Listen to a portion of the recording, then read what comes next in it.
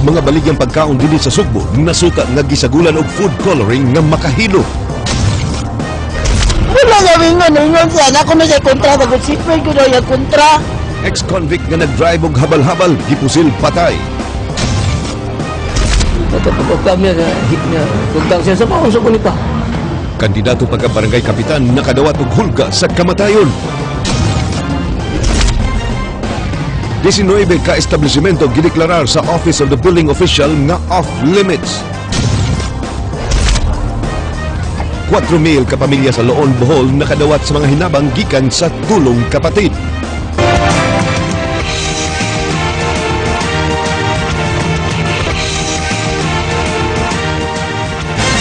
Mayong hapon Sugbo, Kabisayan og sa uban pang mga dapit nga maabot tining atong Sibya. Ako si Frank Malilong Jr. Ihatid namo ang mga nagunang impormasyon. Ako si Georgia Herrera.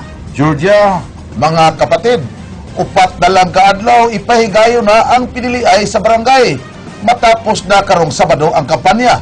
Matod sa kapulisan nga ang nagunang problema sa barangay election mao ang intense political rivalry. Gibutyag sa Police Regional Office 7 Frank nga mikunhod ang gidaghanon sa dapit nga gipaubos sa election watch list of areas kun ewas.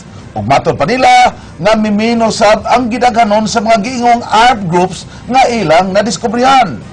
Jinky Baguio, Sugin Limi. Gikan sa kanhi 44 ka mga barangay sa Tibok Rehiyon 7 nga gipaubos sa election watch list of areas sa kapulisan, nahimo na lang kini karon nga 42. Base sa validation nga gihimo sa Regional Intelligence Division sa PRO 7, gitangtang na nila sa talaan ang barangay Kayang sa Dakbayan sa Bugo ug ang barangay Poblasyon Sima sa lungsod sa Dumanhog.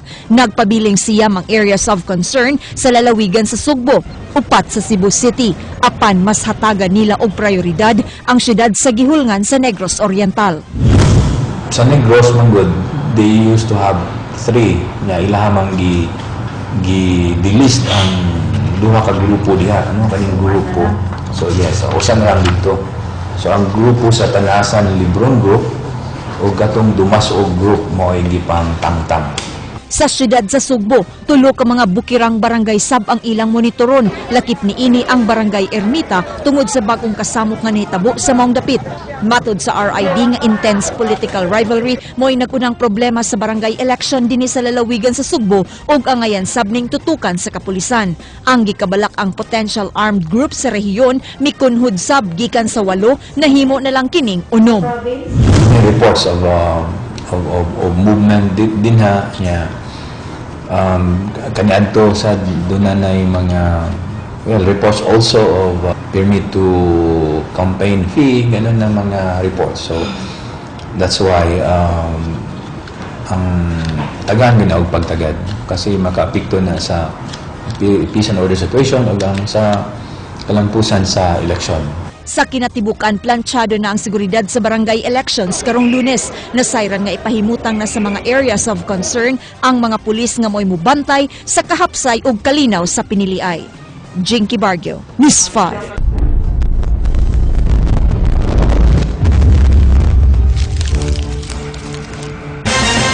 Kung nadaot ang Basilica Minore del Santo Niño o Fort San Pedro sa linog niadtong miaging semana, laing sikat nga landmark sa Sugbo na ahiagom usab. Kini mao ang Magellan's Cross. Gani gideklarar kini sa City Engineer nga off-limit uban ang 19 pa ka mga edipisyo sa syudad. Andrea Patenia, Sugin Limi. Dahil pasinolog. Kami ma'am. Pasayaw mo, padasal para pamilya. Batatong budangan nagwan, Cebu, Philippines, na Santo Niño. At tas may Magellan, makuha na yun, para pagawas yun dali. Sukad sa nahitabong linog ni adtong Martes sa miaging semana, ingon ini na ang sitwasyon sa mga mamaligyaay ug kandila ug mga maniniyot sa Plaza Sugbo, kansang panginabuhian nag-agad sa mga turistang mobisita sa Magellan's Cross. Ang Magellan's Cross mao giisip nga usa sa mga labing importanteng tourist spots ug historical landmarks dinhi sa Sugbo tungod kay simbolismo kini sa sinugdanan sa Kristyanismo atol sa pag-abot sa expedition ni Ferdinand Magellan niadtong 1521. Apan nagmingaw na karon ang maong tourist spot human kini gikordon tungod sa mga kadaot niini nga hatod sa linog. Kung ato lang nagigi-close nga dili masudlan kay nag-lean man gud ihang cross. Oh, nag-lean ihang dili na ang building ang cross na. Ang cross day. Oh, ni takilid kay ihang base murag nabuak. Mitsabaw ang mga manindahay kay kapin sa usa ka semana na silang way kita.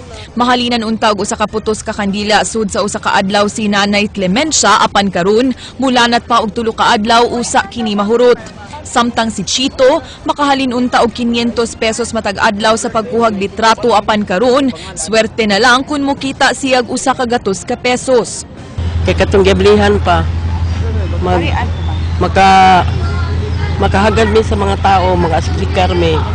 Mahalinan mi tarong pero karon tagsan lang kay mi mahalinan. Kay ang tao mulabay lang atong ari, mudito sulod, may nagmupalit, may nagdili. Nya, muray among gisiligan. Ang kadaghanan sa kuan, ang kadaghanan kung mo pa-picture ari sa sul sa Magellan. Then kuha ng cross at kuan. Nya karon na may kanang kakulian ba? Nya karon lahi na gyud ka sa una nga wa pay kakulian. Hinuon do nagyapoy mga turistang nangabot nga magpahulagway sa Magellan's Cross. Oh, sayang talaga kasi tagal na namin na pinapangarap na pumunta rito para nga makita yan. Pero okay lang sa labas na lang kayo okay lang, wala naman tayo magagawa kasi sarado nga, di ba? Nanawagan karon ang mga vendors nga paspasan ang pag-ayo sa Magellan's Cross aron mobalik na sa normal ang ilang panginabuhian. Apan kahinumduman nga gipasabot ni Cebu Archbishop Jose Palma nga di usa nila prioridad ang pagpaayo kay giuna nila karon ang relief operations. Gawas sa Magellan's Cross, dunay laing 19 ka establishmento nga gideklarar sa Office of the Building Official nga total off limits suma sa ilang gipahigayong inspeksyon. Duha niini mga barangay hall, usa ka health center, usa ka public hospital, usa ka city office, upat ka regional offices, usa ka private elementary ug duha ka private high schools, usa ka public college, duha ka public markets ug upat ka commercial buildings. Labi na kanang atong gi-restrict nga mga kuan or kanang atong gitawag og kanang off limits. Asap yun na either bungkago nila or i-retrofit nila. Samtang 59 ka establishmento ang dunay pipila ka bahin nga di usa pasudlan og taw ug 208 sa ilang giinspeksyon ang gideklarar nga luwas. Aduna pay nahabiling 880 ka mga establishments nga inspeksyonon sa mga city engineers. Andrea Patenia, News 5. Dugay nang gikatakda ang renovation sa Palace of Justice ug gani do na nay pundo alang sa maong proyekto. Apan tungod sa nahimong kadaot sa linog, mas dako na ang gikinahanglan alang sa pagpaayo nini. Ryan Sorote, Suginlimi. Well, mukhang kailangan talaga ilipat na no? Because it's quite dangerous. No? We don't want any of our judges and court personnel to be at risk. Mao kini ang pinal nga desisyon ni Supreme Court Administrator Maidas Marquez dihang personal niyang gi-inspeksyon kaganiha ang sud sa Palace of Justice. Wa na pasudla matigbalita sa building human kini gideklarar nga off limits sa mga tao. Apan dunay gihapoy makasud og gawas sa edipisyo bisan og dunay nagbantay. Butsab niyang ipasusi kung madali ra ba og repair ang building. Duna nay giandam nga kwarta ang Department of Justice alang sa pagpaayo sa korte sa wa pa ang linog. Meron naman budget dito for the renovation ito kasi talaga nakaschedule na yan for renovation. No? But again, because of the earthquake, we will have to again make a reassessment kung magkano magagastos dyan. Apan tungod sa nitabong linog, mas dako na ang gastuhon sa pagpaayo ni ini. May gawas sa pakisusi sa Office of the Building Official nga dunay structural failure sa atop sa building. Gibok-bok na usab ang makisami og di naluwas ang mga nangaliki nga mga bongbong. I have an appointment with the mayor after lunch and we'll see where we can transfer them immediately. Girekomendar ni Cebu City Mayor Michael Rama ang karaang Cebu Eastern College nga mao'y kabalhinan sa mga korte.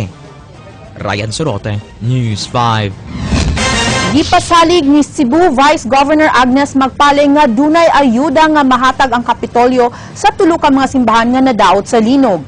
Lakip sa tabanganan sa Kapitolyo mao ang mga karaang simbahan sa Dumanhog, Dalaget ug Sibonga. Ang Provincial Commission on Cultural Heritage ang mututok unya sa paghatag og hinabang sa Archdiocese sa Sugbo aron sa pagpaayo sa tulo ka simbahan. Sa pagkakaroon pangitaan pa og kwarta sa Hunta Provincial ang maong plano. Matud ni Magpaling nga ang paghatag og ayuda, responsibilidad sa Kapitolyo sa pag-preserve sa historical ug tourism value sa maong mga simbahan. Convene anytime the Provincial Heritage Commission. Not that we have the money ready, but at least we can already connect to the church og unsay atong matabang.